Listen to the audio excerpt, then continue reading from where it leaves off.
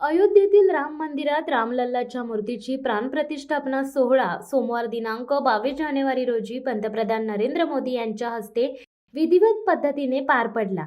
यावेळी त्यांच्यासोबत राष्ट्रीय स्वयंसेवक संघाचे प्रमुख मोहन भागवत, उत्तर प्रदेशचे मुख्यमंत्री योगी आदित्यनाथ तसेच उत्तर प्रदेशच्या राज्यपाल आनंदीबेन पटेल हे देखील गर्भगृहात उपस्थित होते। याच प्राणप्रतिष्ठा सोहळ्याचे औचित्य साधून रायगड जिल्ह्यात ठिकठिकाणी प्रभू श्रीराम यांचा जल्लोष साजरा करण्यात आला।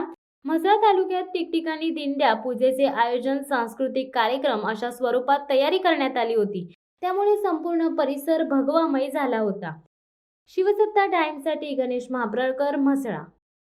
दे धडक बेधडक वृत्त देणाऱ्या आपल्या शिवसत्ता टाइम्स न्यूज चॅनलला लाल बटन दाबून सबस्क्राईब करा आणि बेल आयकॉनला क्लिक करायला विसरू नका।